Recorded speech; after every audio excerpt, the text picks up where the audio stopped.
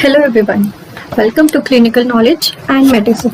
So today we will talk about diabetic ketoacidosis, which is a medical emergency.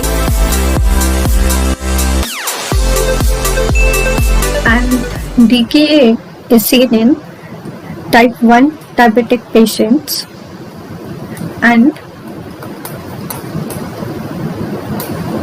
can also be seen in type 2, but that is uncommon.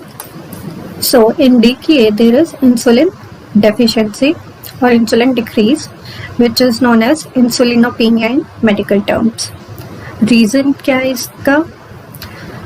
अब हमारे sales में glucose चाहिए होता है energy के लिए body में, पर इंसुलिन की कमी की वजह से जो ग्लूकोज हमारे सेल्स में होता है वो पहुंच नहीं पाता सेल्स को, और जिसकी वजह से हमारा फैट यूज़ होता है एनर्जी सोर्स की तरह। अब इसकी वजह से हमारा जो लिवर है वो फैट का ब्रेकडाउन करेगा और जिसमें होगा ओवर प्रोडक्शन ऑफ कीटोन्स, यानी कीटोन्स प्रोड्यूस होने शुरू हो जाएंगे और ये कीटोन ब्लड में और यूरिन में दिखने शुरू हो जाएंगे, जिसकी वजह से ब्लड एसिडिक हो जाएगा और जिसे हम मेटाबॉलिक एसिडोसिस कहते हैं। फिर अब ये पेशेंट हमें डिपार्टमेंट में आएगा with nausea, vomiting, abdominal pain इसमें सिवियर देखने को मिलेगा, ज़्यादा दर्द होगा और जो सांस लेने का पैटर्न होगा पेशेंट का वो बहुत तेज़ सांस लेगा, यानी बहुत रैपिड होगी सांस और बहुत लंबी डीप सांस होगी, जिसे हम को स्मॉल ब्रीदिंग कहते हैं। इस पेशेंट में डिहाइड्रेशन के भी सिम्टम्स देखने को मिलेंगे और पॉलीडिप्सिया यानी प्यास लगना, ज़्यादा प्यास लगेगी, और पॉलीयूरिया, ज़्यादा लगातार बार बार वो पेशाब करने के लिए उठेगा। और फिर अगर हम उसकी ब्रेथ सूंघेंगे तो फ्रूटी ऑर्डर दिखने को मिलेगा, क्योंकि कीटोन्स की प्रोडक्शन बढ़ने की वजह से कीटोन्स हमारी मतलब पेशेंट की ब्रेथ में पहुंच सकती है। और कीटोन्स 3 तरह के होते हैं, बीटा हाइड्रोक्सीब्यूटाइरेट, एसीटोएसीटेट और एसीटोन। तो जो ये एसीटोन है वो हमें ब्रेथ ऑर्डर में देखने को मिलेगा। उसके बाद लैब फाइंडिंग्स में हमें प्लाज्मा बीटा हाइड्रोक्सीब्यूटाइरेट वैल्यू देख सकते हैं, यूरिन एनालिसिस करवा सकते हैं, क्योंकि कई बार डीके के पेशेंट्स में साथ में कोई इन्फेक्शन भी हो सकता है, जैसे कॉमनली यूटीआई देखने को मिल सकता है, पेशाब का इन्फेक्शन, जिसमें सिम्टम्स या लैब फाइंडिंग्स में यूरिन में मिलेगा यूटीआई, इसलिए यूरिन एनालिसिस करवा सकते हैं। Then ABG, arterial blood gas, pH check करवाने के लिए, पोटेशियम और सोडियम की वैल्यू देखने के लिए, सीबीसी क्योंकि इन्फेक्शन हो सकता है, चांसेस हो सकते हैं, इसलिए टीएलसी की वैल्यू बढ़ी हुई मिल सकती है।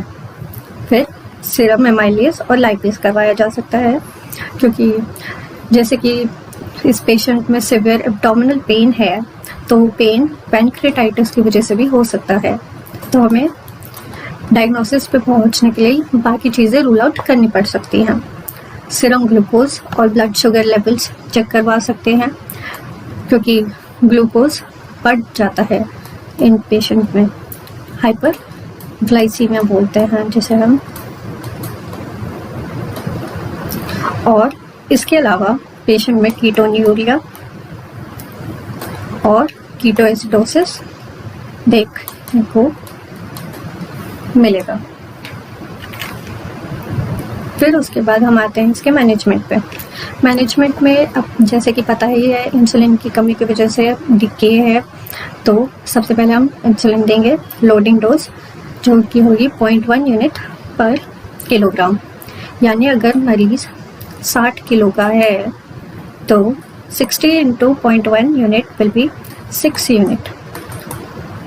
एंड देन इन्फ्यूजन देने के लिए बाद में ब्लड ग्लूकोज की वैल्यू अगर 300 मिलती है तो 300 को हम 100 से डिवाइड करेंगे तो 3 units will be the dose for infusion. फिर उसके बाद मॉनिटर करना हमें ब्लड ग्लूकोज लेवल को भी। अगर 250 मिलीग्राम से कम होता है तो हम 5% डेक्सट्रोज ऐड कर सकते हैं। फ्लूइड हम नॉर्मल सलाइन दे सकते हैं साथ के साथ, और हमें इन्फेक्शन कंट्रोल भी करना है अगर साथ में कोई इन्फेक्शन मिलता है तो। और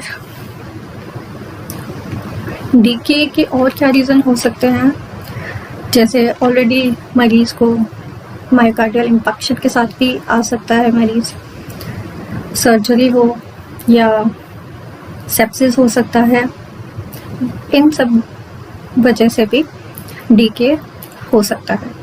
सो ये सब था डीके के बारे में। Hopefully you like the video and subscribe the channel. Thank you.